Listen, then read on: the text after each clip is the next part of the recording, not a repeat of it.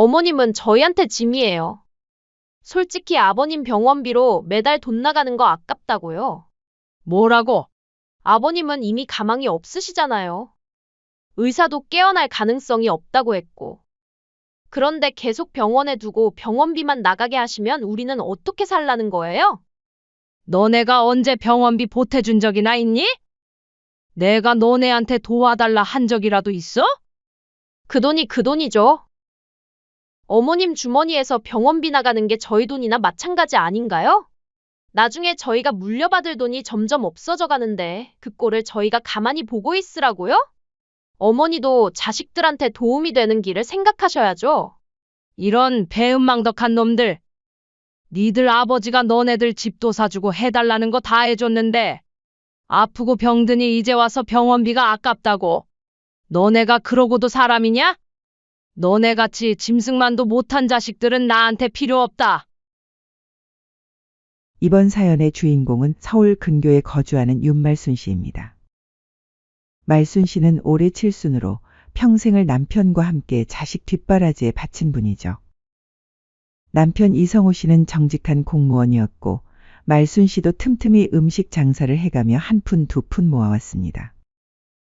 젊은 시절에는 시장 한 귀퉁이에서 김밥을 팔았고 나중에는 작은 반찬 가게를 운영하며 노후 자금을 차곡차곡 마련했죠.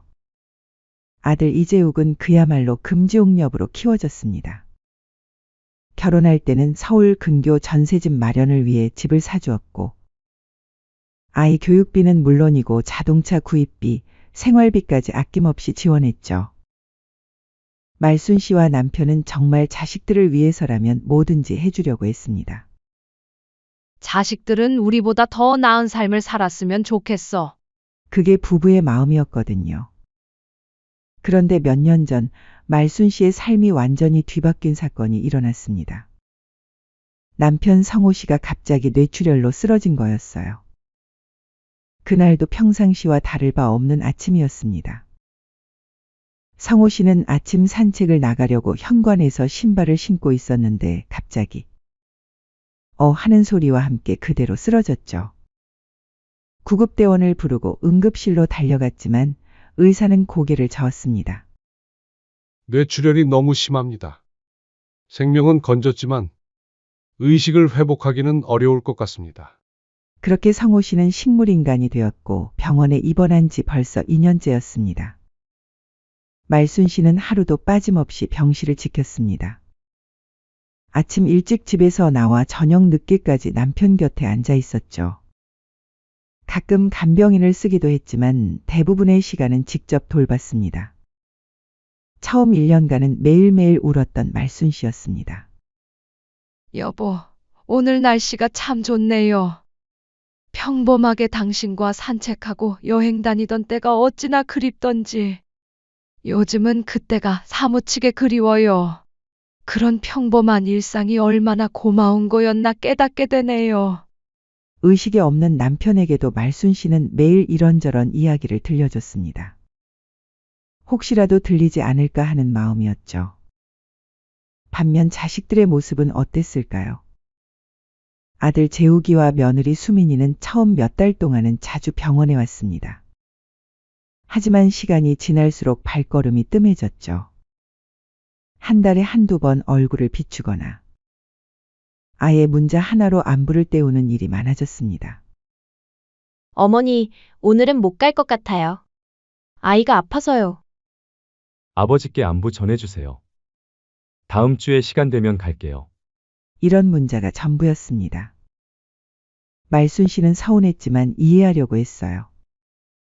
젊은 부부가 아이도 키우고 직장도 다니는데 매일 병원에 올 수는 없겠다 싶었거든요. 그런데 이상한 일이 일어나기 시작했습니다. 어느 날 재욱이와 수민이가 병원에 다녀간 후였어요. 말순 씨가 화장실을 다녀와서 보니 남편의 눈가에 눈물이 맺혀 있었습니다. 그리고 입술을 미세하게 달싹이고 있었죠. 여보, 혹시 뭔가 들렸어요? 말순 씨는 신기해하며 남편의 손을 잡았습니다. 하지만 그 이후로는 아무 반응이 없었어요. 처음에는 우연이라고 생각했습니다. 하지만 몇 번 더 그런 일이 반복되자 말순 씨는 확신하게 됐죠. 아이들이 다녀간 후에만 이러네. 분명 뭔가 있는 것 같은데. 남편이 무언가를 말하려고 하는 것 같았어요. 아니, 정확히는 뭔가 괴로워하는 것 같았습니다. 말순 씨는 곰곰 생각해 봤습니다. 그리고 한 가지 의심스러운 점을 떠올렸어요. 며칠 전 재욱이가 아버지 통장 정리 좀 해야겠다. 며 뭔가 서류를 들고 온 적이 있었거든요. 그때도 이상했어요. 갑자기 왜 통장 이야기를 하는지 말이죠. 게다가 최근에 며느리 수민이가 어머니 시골 땅 서류는 어디에 보관하세요? 라고 물어본 적도 있었습니다. 설마 아니겠지? 하지만 남편의 반응이 계속 신경 쓰였습니다. 분명히 아이들과 관련된 뭔가가 있다 생각이 들었죠. 그러던 어느 목요일 오후였습니다. 말순 씨는 마침내 결심을 했습니다. 집에서 오래된 작은 녹음기를 가져왔어요. 예전에 성호 씨가 회의록 정리할 때 쓰던 것이었죠. 여보, 미안해요. 하지만 뭔가 이상해서. 말순 씨는 조심스럽게 녹음기를 침대 밑 깊숙한 곳에 숨겼습니다. 그리고 평소보다 일찍 병실을 나왔어요. 간호사님, 저 오늘은 일찍 들어갈게요. 내일 아침에 일찍 올 테니까 남편 좀 부탁드려요. 말순 씨는 집으로 돌아가면서도 마음이 무거웠습니다. 혹시 자식들이 나쁜 이야기를 하고 있는 건 아닐까 하는 불안감이 있었거든요. 하지만 동시에 확인하고 싶은 마음도 있었어요. 남편이 왜 그런 반응을 보이는지, 정말로 아이들과 관련된 일인지 말이죠. 그날 밤 말순 씨는 잠을 이루지 못했습니다. 내일 녹음기를 회수해서 들어볼 생각에 가슴이 두근거렸어요. 아무것도 안 나왔으면 좋겠다. 그냥 내 착각이었으면. 하지만 말순 씨는 아직 몰랐습니다. 그 녹음기에서 나올 소리가 자신의 인생을 완전히 뒤바꿀 거라는 걸 말이에요. 그로부터 사흘이 지났습니다. 말순 씨는 그 사흘 동안 제대로 잠을 잘 수가 없었어요. 혹시나 해서 숨겨둔 녹음기가 자꾸만 신경 쓰였거든요.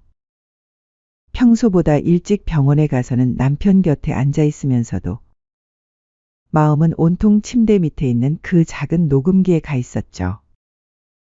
아들과 며느리는 그 사흘 동안 한 번도 병원에 오지 않았습니다. 평소 같으면 적어도 전화라도 했을 텐데 이번엔 그것조차 없었어요.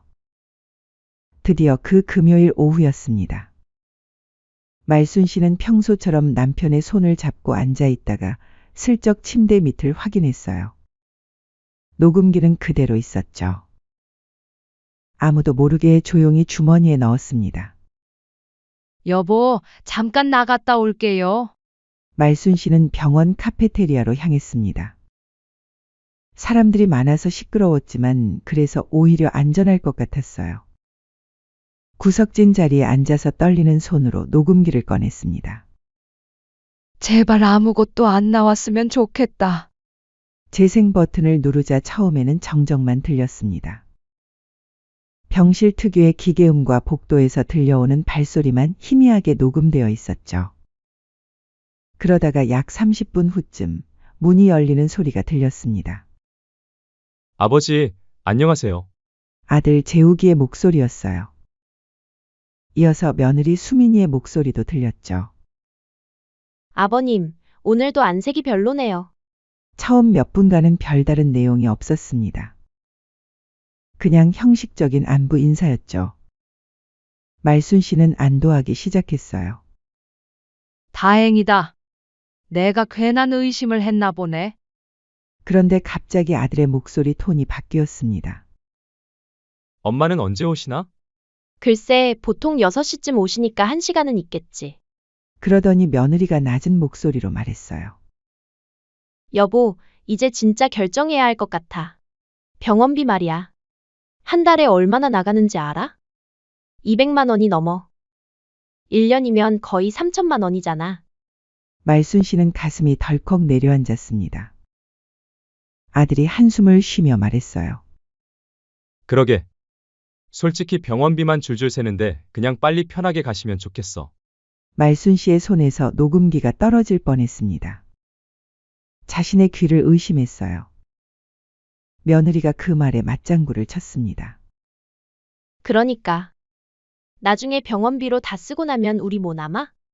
그냥 땅부터 먼저 넘기라니까. 엄마가 워낙 고집이 세서. 아니, 그러니까 어머니 모르게 해야지. 위임장은 이미 만들어놨잖아. 말순 씨는 온몸이 얼어붙는 것 같았습니다. 아들이 계속 말했어요. 통장에서 8천만 원은 이미 빼놨고. 문제는 땅이야. 그걸 어떻게 처리하지? 내가 알아봤는데 증여계약서 만들면 돼. 어차피 아버님이 의식이 없으시니까 아무도 모를 거야. 며느리의 목소리에는 서늘한 계산이 담겨 있었습니다. 그런데 어머니가 나중에 알면 어쩌지? 그때 가서 모른다고 하면 되지. 아버님이 살아계실 때 미리 처리해달라고 부탁하셨다고 하면 돼. 그래도 여보, 지금 주저할 때가 아니야. 어머니는 아직 건강하시니까 몇 년은 더 사실 거잖아. 그동안 병원비로 다 날리면 우리 남겨줄 돈은 어떻게 할 거야? 말순 씨는 더 이상 들을 수가 없었습니다. 녹음을 멈추고 화장실로 달려가 토했어요. 자식들의 입에서 그런 말이 나온다는 게 믿어지지 않았거든요. 잠시 정신을 가다듬고 다시 녹음을 들어봤습니다. 아버님 상태는 어때? 이제는 남편을 걱정하는 것 같았지만 뒤에 이어진 말을 듣고 말순 씨는 더욱 충격을 받았습니다. 의사 말로는 계속 이 상태일 거래. 깨어날 가능성은 거의 없다고. 그럼 됐네. 어차피 의식도 없으신데 뭘 아시겠어. 어디 안락사가 합법인데 가서 안락사라도 해야 되는 거 아니야? 며느리가 웃으며 말했어요. 그나저나 어머니가 매일 여기 와서 뭐 하는지 모르겠어. 들리지도 않는데 계속 말을 걸고. 어머니 나름대로는 정성이겠지. 근데 솔직히 의미 없잖아.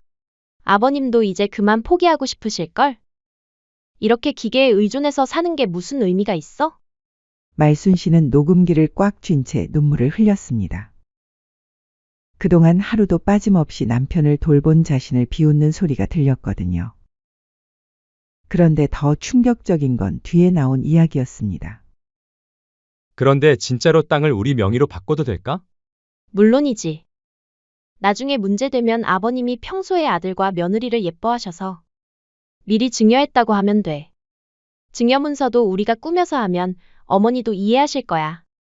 맞아. 엄마는 나중에 설득하면 돼. 아버지가 쓰러지기 전에 줄 거 미리 받았다 하면 믿을 거야. 어차피 혼자서는 그 땅 관리도 못 하실 거고. 아들은 마치 모든 걸 계획한 것처럼 말했어요. 8천만 원 빼낸 것도 아직 모르시잖아. 응. 통장 보관을 내가 하고 있으니까 당분간은 모를 거야. 나중에 들켜도 병원비 내려고 그랬다고 하면 돼.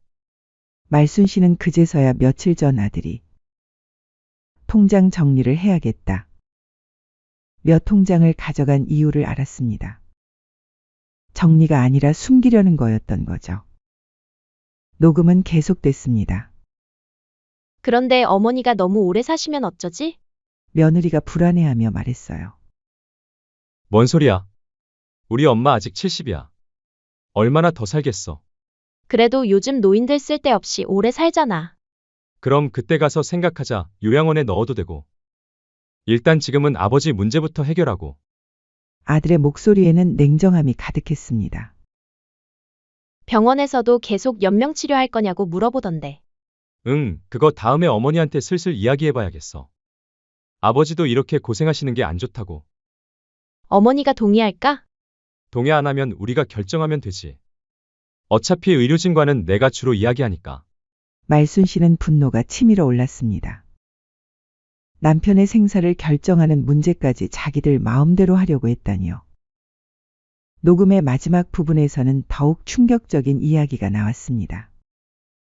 그런데 정말 다행인 게 뭔지 알아? 뭔데? 아버지가 평소에 유언장 같은 거 안 써놨잖아. 만약 써놨으면 복잡했을 텐데. 맞아. 그리고 어머니는 법적인 거 잘 모르시니까. 그러니까 우리가 알아서 처리하면 되는 거야. 며느리가 마지막에 한 말이 말순 씨에게는 가장 큰 충격이었습니다. 사실 어머니한테는 미안하지만 우리도 살아야잖아. 아이 교육비도 들고 집값도 올라서 갈아타려면 돈이 더 필요하고. 그리고 어머니도 자식 생각해서 이쯤하면 욕심 그만 부리고 아버님 보내드려야지. 쓸데없이 희망도 없는 데다 병원비만 나가고 우리가 받을 돈은 점점 없어지잖아. 맞아. 부모 재산은 결국 자식 거니까 미리 받는 거라고 생각하자. 아들도 그렇게 맞장구를 쳤습니다. 그 후로는 발소리가 멀어지고 문 닫히는 소리가 들렸어요. 녹음도 거기서 끝났습니다. 말순 씨는 한참 동안 멍하니 앉아 있었습니다. 40년 동안 키운 자식들이 이런 속마음을 가지고 있었다니 도저히 믿을 수가 없었거든요. 그런데 갑자기 지난 몇 달 동안의 일들이 떠올랐습니다. 아들이 갑자기 통장을 정리하겠다고 한 것, 며느리가 땅 서류 위치를 물어본 것, 그리고 최근에 병원비가 너무 많이 나간다며 다른 병원으로 옮기자고 한 것까지. 모든 게 계획적이었던 거였어요. 말순 씨는 집으로 돌아가서 서랍을 뒤졌습니다. 통장들을 확인해 보니 정말로 8천만 원이 빠져 있었어요. 그리고 시골 땅 관련 서류들도 없어져 있었죠. 그제서야 현실이 실감났습니다. 말순 씨는 떨리는 손으로 인터넷을 검색했어요. 가까운 법무법인을 찾아서 전화를 걸었습니다. 여보세요. 상담 받고 싶은데요. 다음 날 아침, 말순 씨는 녹음기와 관련 서류들을 들고 변호사 사무실을 찾아갔습니다. 젊은 변호사는 녹음을 듣고 서류들을 확인한 후 심각한 표정을 지었어요. 이건 단순한 가족 간의 갈등이 아닙니다. 명백한 위임장 위조와 증여 계약서 조작, 횡령입니다. 형사처벌 대상이에요. 어떻게 이런 일이 있을 수 있는지 이런 경우는 저도 처음 봅니다. 변호사는 계속 설명했습니다. 특히 의식을 잃은 분의 위임장을 위조해서 재산을 빼돌린 건 악질적인 범죄입니다. 그리고 녹음된 내용만 봐도 고의성이 명확하죠. 말순 씨는 그 순간 마음을 굳혔습니다. 그럼 어떻게 하면 될까요? 일단 모든 증거를 정리해서 소송을 준비하시고 동시에 형사고발도 하셔야 합니다. 변호사가 친절하게 설명해 줬어요. 아드님이 위조한 위임장과 인출내역, 그리고 며느리분 명의로 넘어간 땅의 증여계약서까지 모두 무효 처리할 수 있습니다. 말순 씨는 마침내 결심했습니다. 더 이상 당하고만 있을 수는 없었어요. 집으로 돌아오는 길에 말순 씨는 남편의 병실에 들렀습니다. 여보, 이제 알겠어요. 당신이 왜 그런 반응을 보였는지. 남편의 손을 잡으며 조용히 말했어요. 걱정 마세요. 내가 다 해결할 거예요.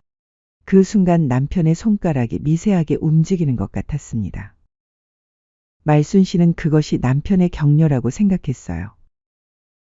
이제 진짜 싸움이 시작될 때였습니다.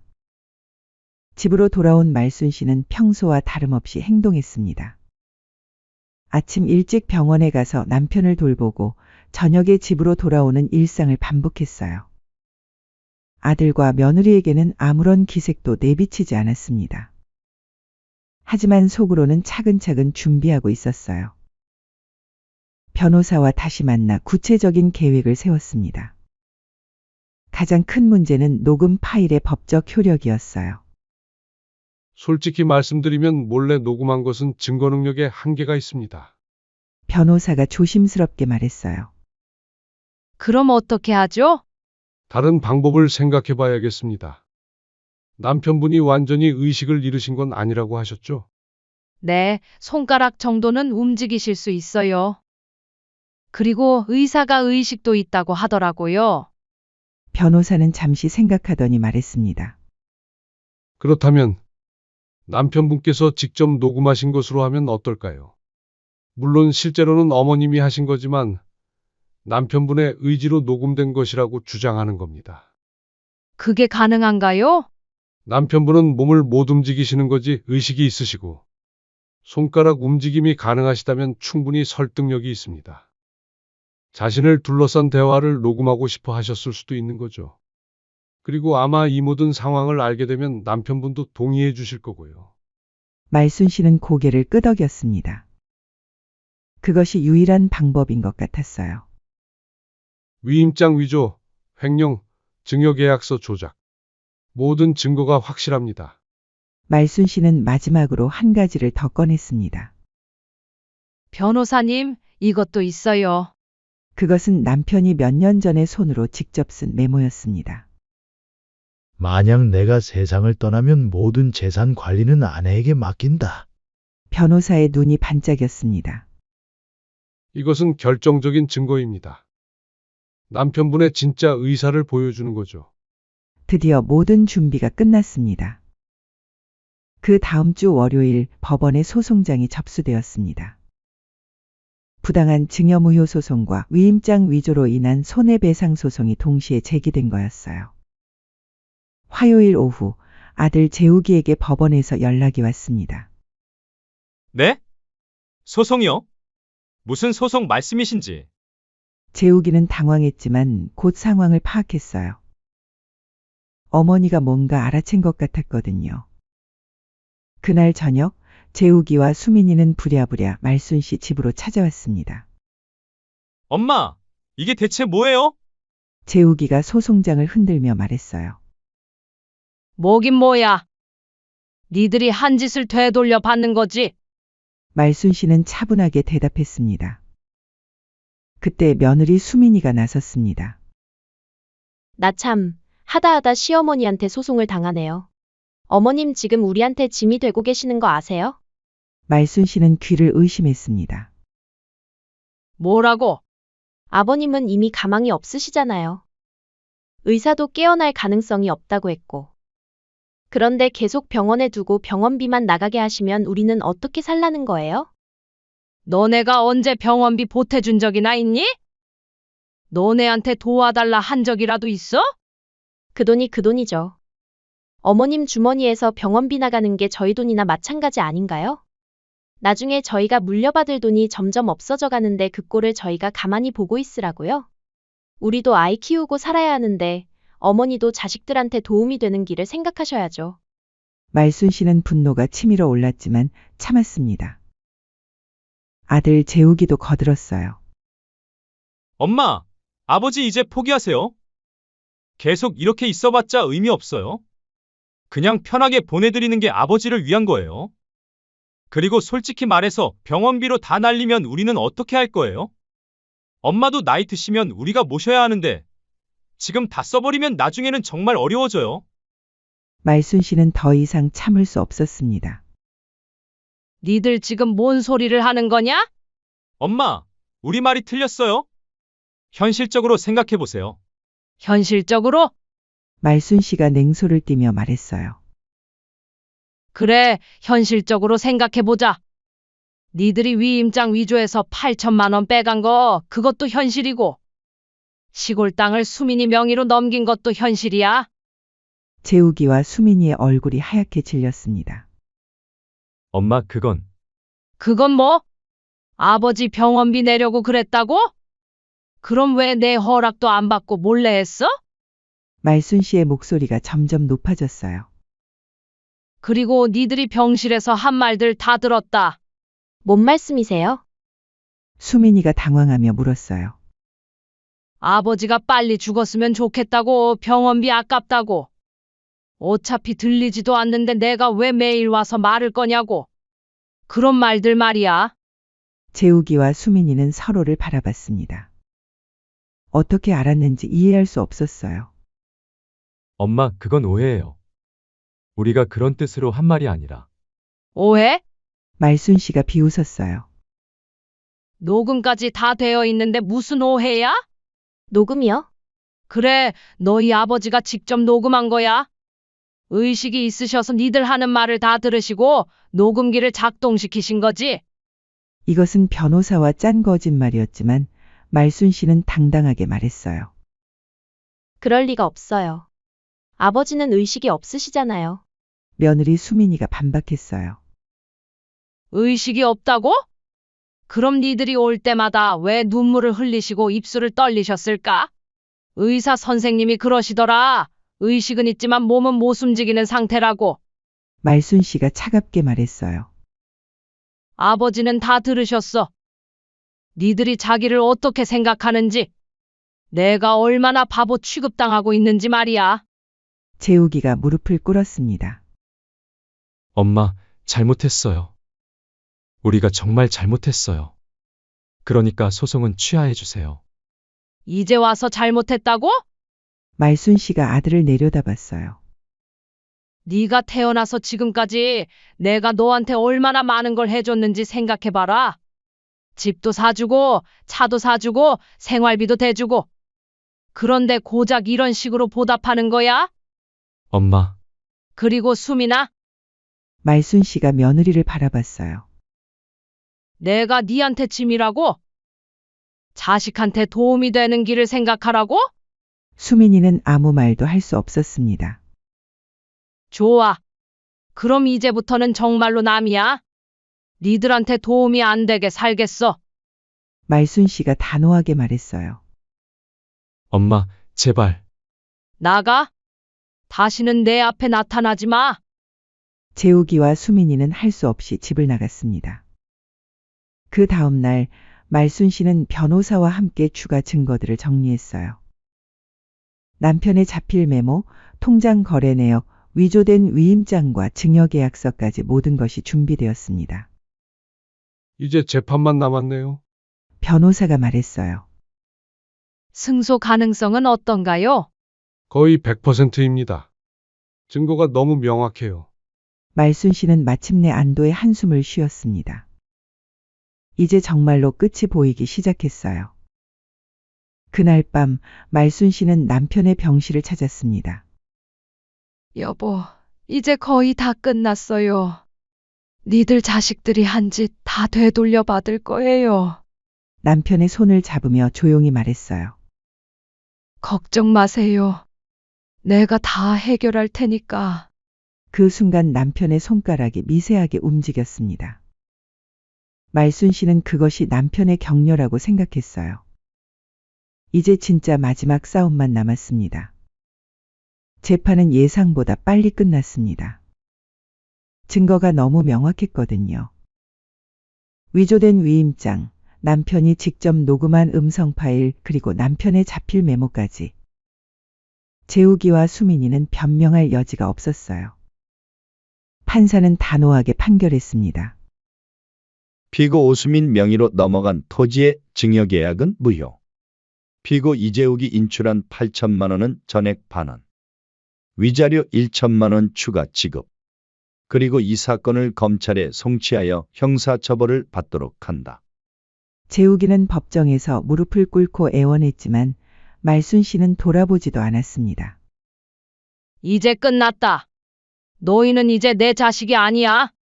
재판이 끝난 후 아들 부부의 진짜 지옥이 시작되었습니다. 먼저 수민이가 다니던 회사에서 연락이 왔어요. 오수민 씨, 사기와 문서 위조로 기소되셨다고 들었는데 회사 이미지에 문제가 될 것 같아서요. 부장님, 제발 한 번만 봐주세요. 집행유예라도. 죄송합니다. 이미 결정된 사항입니다. 수민이는 그 자리에서 해고당했습니다. 12년간 다닌 회사였는데 하루아침에 쫓겨난 거였어요.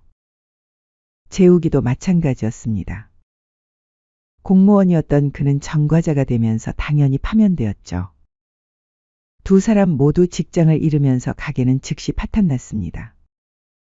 집대출금 3억 원의 이자만 월 150만 원이었는데 수입이 완전히 끊어진 상황이었습니다. 아이는 하루아침에 모든 학원을 그만둬야 했습니다. 영어학원, 수학학원, 피아노까지. 월 80만 원이 나가던 교육비를 모두 포기해야 했어요. 더 큰 문제는 사회적 시선이었습니다. 아파트 단지에서 만나는 이웃들의 수군거림이 들렸어요. 저 집 아들이 부모 돈 훔쳐서 재판받았다며. 식물인간인 아버지 앞에서 빨리 죽었으면 좋겠다고 했다던데. 정말 폐륜하네. 어떻게 그런 말을 할 수가 있어? 결국 3개월 만에 집이 경매에 넘어갈 위기에 처했습니다. 대출 연체가 3개월째입니다. 이번 달까지 안 내시면 경매 절차에 들어갑니다. 은행에서 최종 통보가 왔어요. 재욱이는 용기를 내어 말순 씨에게 전화를 걸어봤습니다. 엄마, 저예요. 누구세요? 잘못 거신 것 같은데요. 저는 자식이 없습니다. 말순 씨는 차갑게 전화를 끊었어요. 경제적 어려움과 사회적 고립은 부부 관계까지 파탄냈습니다. 다 당신 때문이야? 당신이 그런 짓을 하자고 했잖아. 나 때문이라고. 너도 찬성했잖아. 결국 이혼 절차에 들어갔습니다. 하지만 재산 분할할 것도 없었어요. 빚만 남아 있었거든요. 한편 말순 씨는 남편의 병실을 정리하며 마지막 인사를 전했습니다.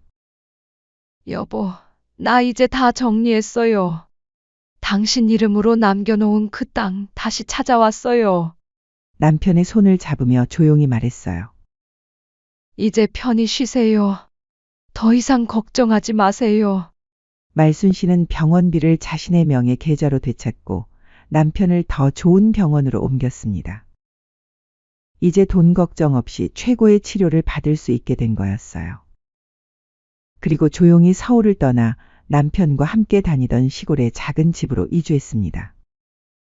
병원과 가까운 곳에 집을 구해서 매일 남편을 돌볼 수 있게 했어요. 1년 후 재욱이와 수민이는 완전히 몰락했습니다. 집은 경매로 넘어갔고 이혼도 성립되었어요. 재욱이는 일용직으로 겨우 생계를 유지하고 있었고 수민이는 편의점 아르바이트를 하며 근근히 살아가고 있었습니다. 엄마. 정말 죄송해요. 제발 한 번만. 아들 재욱이는 시골까지 찾아가 말순 씨 집 앞에서 무릎을 꿇었지만 말순 씨는 문도 열어주지 않았어요. 여기가 어디라고 찾아오는 거니? 당장 돌아가거라. 말순 씨의 복수는 완벽했습니다. 자식들은 사회적으로 매장되었고 경제적으로 파탄났으며 가정도 해체되었어요. 그들이 탐냈던 재산은 모두 되찾았고 오히려 위자료까지 받았죠. 무엇보다 말순 씨는 더 이상 배신한 자식들에게 의존하지 않고 남편과 함께 당당한 삶을 살아가고 있었습니다. 저녁이면 남편의 병실에서 손을 잡고 말했어요. 여보, 우리가 이겼어요. 완전히 이겼어요. 이제 아무도 우리를 괴롭히지 못해요. 남편의 손가락이 미세하게 움직이는 것 같았습니다. 말순 씨는 그것이 남편의 동의라고 생각했어요. 그렇게 말순 씨의 복수는 완전한 승리로 끝났고 배신한 자식들은 영원히 회복할 수 없는 나락으로 떨어졌습니다. 진정한 통쾌함이 바로 이런 것이었어요.